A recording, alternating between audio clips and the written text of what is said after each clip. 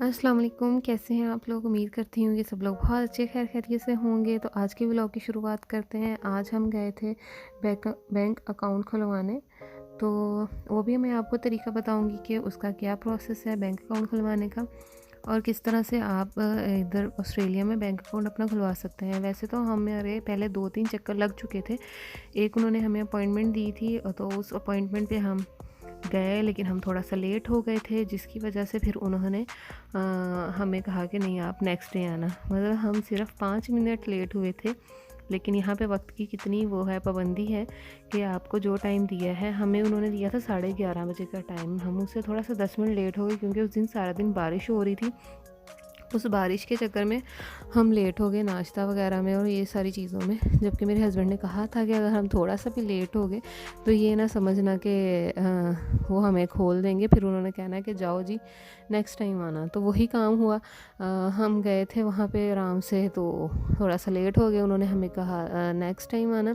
तो फिर हम गए थे आज बैंक अकाउंट खुलवाने के लिए। तो वहाँ पे थोड़ी लंबी लाइन थी, तो मेरे हस्बैंड ने कहा कि तुम जाओ अपना घूम फिर लो, ये क्योंकि ये काफ़ी एक बड़ा मॉल था जिसके अंदर बैंक थी। तो हमने अपना मैं अपने बेटे के साथ मैंने थोड़ा घूम फिर लिया, और मैंने कहा चलो मैं आप लोगों को भी दिखाती हूँ। ये भी एक मॉल था जिसके अंदर बहुत सी दुकानें थी, कपड़ों की, जूतों की, ज्वेलरी की, हर चीज़ थी यहाँ पे। और यहाँ पे कोल्स भी हैं। कोल्स मतलब कि थोड़ी सी महंगी चीज़ें होती हैं। जैसे मैंने आपको पिछली वीडियो में दिखाई थी, एक सस्ती मार्केट थी वो यहाँ पे ऑस्ट्रेलिया में। वहाँ पे अगर हम कोल्स से कोई चीज़ लेते हैं तो वो थोड़ी हाफ़ प्राइस पे हमें उस मार्केट में मिल जाती है आराम से। सब्ज़ी को देख लें या फ्रूट को देख लें, तो यहाँ पे कोल्स पे थोड़ा सा महंगा है उसकी निस्बत। लेकिन हाँ, ये बात है कि कोल्स पे आपको हर चीज़ नज़र आ जाती है, हर चीज़ मिल जाती है और साफ़ सुथरी। उस मार्केट में जो हम गए थे वो एक बाज़ार टाइप का था, जैसे कि हमारे पाकिस्तान में संडे बाज़ार होता है, या कोई और बाज़ार हो गया इस तरह से, जैसे जिसमें थोड़ी सी चीज़ें सस्ती होती हैं और आप टाइम से जाओ तो आपको अच्छी चीज़ मिल जाती है, थोड़ा लेट जाओ तो चीज़ें ख़त्म हो जाती हैं। इसी तरह वो वाला बाज़ार भी था जो मैंने आपको लास्ट वीडियो में दिखाया। बेशक वहाँ पे सस्ती चीज़ें भी मिल जाती हैं, अगर आप टाइम से जाओ तो आपको शायद फ़्रेश और अच्छी चीज़ें भी मिल जाती हैं। लेकिन जिस टाइम हम गए थे, हम शायद थोड़ा लेट हो गए थे, जबकि हम 11:30 बजे वहाँ चले गए थे। लेकिन यहाँ पे लोग जल्दी उठ जाते हैं, अपने सारे काम जल्दी कर लेते हैं, उस हिसाब से हम शायद थोड़ा लेट थे, जिसकी वजह से हमारा इतना अच्छा फ्रूट नहीं उस टाइम पे पड़ा हुआ था जिस टाइम पे हम गए थे। लेकिन फिर भी हमने ढूंढ के मुनासिब सा निकाल लिया। लेकिन ये था कि वहाँ पे हाफ़ प्राइस पे चीज़ें लगी हुई थी, और यहाँ और कुछ चीज़ें नज़र आ रही थी, कुछ चीज़ें नहीं थी। लेकिन ये जो कोल्स है, यहाँ पे तकरीबन हर चीज़ आपको नज़र आ जाती है, हर चीज़ पड़ी हुई थी। सब्जियाँ, फ्रूट और ड्राई फ्रूट्स और दालें, दूध, हर चीज़ आपको यहाँ पे नज़र आ जाती है। लेकिन यही बात होती है कि सब्जियाँ वगैरह तो हम ऐसे ही उठा लेते हैं लेकिन देख के। लेकिन जो दूसरी चीज़ें होती हैं ग्रॉसरी की, उसमें आपको बहुत देख के लेना पड़ता है कौन सी चीज़ें हलाल है और कौन सी नहीं। और वो वाली चीज़ें हम ज़्यादातर लेते हैं इंडिया गेट। यहाँ पे इंडिया गेट है, वहाँ पे इंडियंस के स्टोर होते हैं, तो वहाँ पे चीज़ें थोड़ी सस्ती होती हैं। और वैसे भी वहाँ पे आपको हर चीज़ मिल जाती है, जो कि आपको पाकिस्तान से भी चीज़ मतलब आपको नज़र आए कि मुझे ये चीज़ पाकिस्तान में नज़र आ रही थी और यहाँ पे नज़र नहीं आ रही, तो आपको वो चीज़ भी मिल जाती है। कुछ यहाँ पे पाकिस्तानी स्टोर्स भी होते हैं, जैसे यहाँ पे एक एरिया है फोकनर, वहाँ पे पाकिस्तानी कम्युनिटी ज़्यादा है। वहाँ पे पाकिस्तानी स्टोर्स भी हैं, पाकिस्तानी दुकानें हैं, हलाल फूड है वहाँ पे ज़्यादातर, और आपको इजीली हर चीज़ मिल जाती है। लेकिन पाकिस्तानी शॉप पे जाके अगर पाकिस्तानी ब्रांड की कोई चीज़ आप लेते हो यहाँ पे, तो ज़ाहिर बात है वो लोग इंपोर्ट एक्सपोर्ट करते हैं, तो उसमें थोड़ा सा प्राइस ज़्यादा ही होती है, थोड़ी बहुत प्राइस में इजाफा। अगर यहाँ की आप लोकल कोई चीज़ लेते हो, लोकल ब्रांड की कोई चीज़ लेते हो, तो वो बानिस्बत आपको थोड़ी सी सस्ती पड़ जाती है बानिस्बत उसके। और लोकल ब्रांड भी आपको ढूंढ के मिल ही जाती हैं उनमें भी चीज़ें तकरीबन। अगर यहाँ का कोई लोकल ब्रांड है, उसके आप सारे आइटम्स पढ़ो, सब चीज़ें पढ़ो, उसमें क्या क्या उन्होंने डाला हुआ है, तो वो कोड होते हैं कुछ, वो कोड देख के तो आपको पता चल जाता है कि कौन सी चीज़ हलाल है और कौन सी हलाल नहीं है, तो उस हिसाब से फिर आप ले लेते हो। वैसे भी यहाँ पे जब भी मैं जाती हूँ किसी भी ये सब्ज़ियाँ फ्रूट मार्केट में, इतना अच्छा लग रहा होता है देख के। और यहाँ के लोग बहुत आई थिंक सब्ज़ियाँ पसंद करते हैं और बहुत से लोग सब्ज़ियाँ ले रहे होते हैं यहाँ पे। और जिस टाइम हम जाते हैं शायद हम थोड़ा लेट हो जाते हैं, जबकि हम जाते 11 साढ़े 11 बजे ही है, लेकिन उस टाइम भी आप जाके देखेंगे इतना रश होता है, हर जगह पे इतना रश होता है। और ये जो पैकेट्स में आप देख रहे हैं कुछ चीज़ें, और ये पता नहीं कौन सी सब्ज़ी थी, मुझे नहीं पता इसका। और ये जो पैकेट में आप कुछ चीज़ें देख रहे थे, जैसे उन्होंने वो बेबी कैरेट्स रखी हुई हैं और वो क्यूकम्बर्स रखे हुए हैं, तो वो जो डिब्बे में चीज़ें होती हैं थोड़ी सी सस्ती होती हैं, वो उन्होंने बना के रखा होता है, उसके ऊपर प्राइस लगा होता है कि ये इतने की है। तो बेबी कैरेट्स मीठे होते हैं, मज़ेदार होते हैं बहुत खाने में, सैलेड में बहुत यूज़ होते हैं, वो बहुत रिफ़्रेशिंग लगते हैं खाने में। तो वो उसके ऊपर लिखा होता है कि इतने डॉलर का है और इतने डॉलर का नहीं है। और दूसरा जो बाकी चीज़ें खुली पड़ी होती हैं उस पे ये कि किलो के हिसाब से उन्होंने ऊपर कीमत लिखी होती है, लेकिन अगर आप वो कीमत देखें तो आपको लगता है हाय इतना महंगा तो नहीं, ये नहीं लेते। लेकिन वही अगर आप 1-2 अफराद हैं घर में, तो आपने थोड़ी बहुत ही चीज़ उठानी होती है ना, तो वो 1 पाव है, आधा किलो हो जाता होगा, थोड़ा उसमें सस्ता पड़ता है। इसलिए मैं भी कोई बहुत ज़्यादा चीज़ें नहीं उठाती, 1-2 चीज़ उठाती हूँ। ये देखें इसमें एप्पल में कितनी ज़्यादा वैरायटी है, फिर ऑरेंजेस में भी उतनी ही वैरायटी है, मौसमी ऑरेंजेस।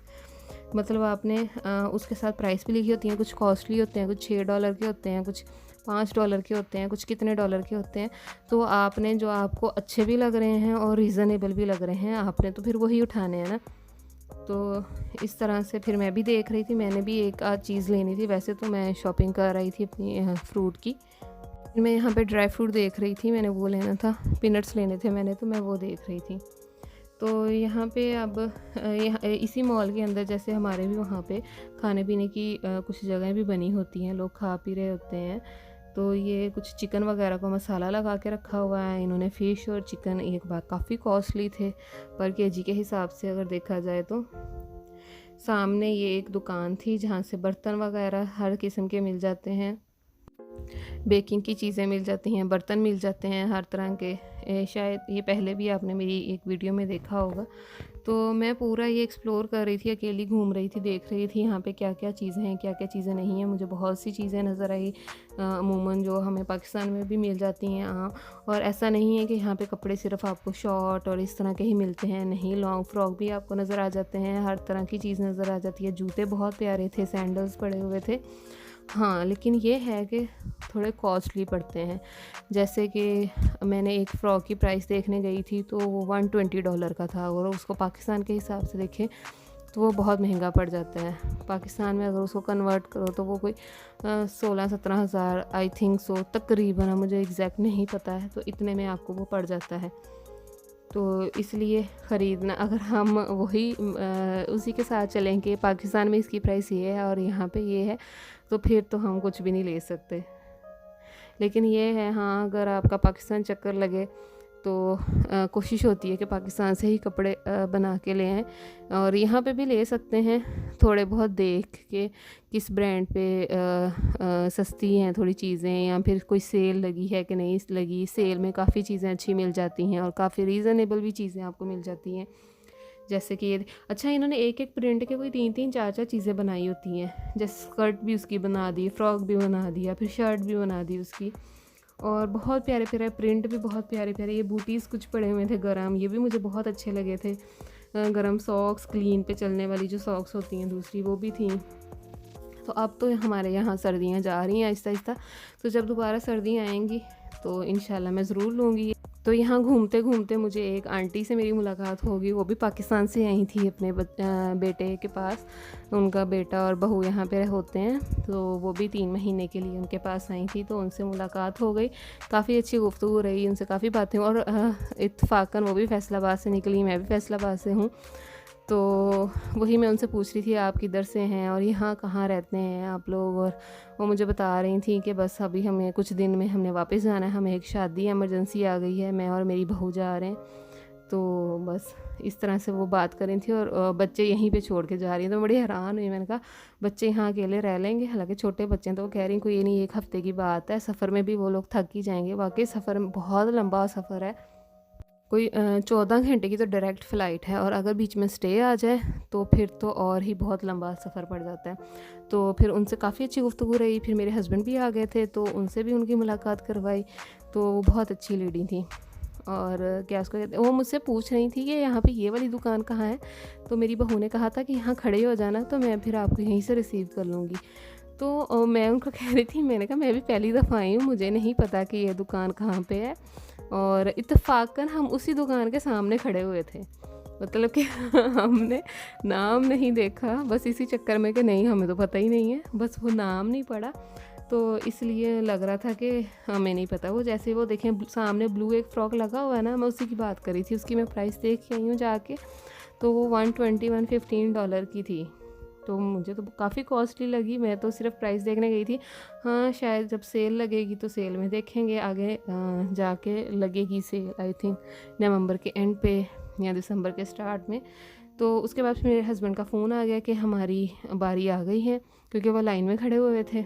और हमने तो अपना पूरा वो शॉपिंग वगैरह कर ली। शॉपिंग क्या की हमने, विंडो शॉपिंग की।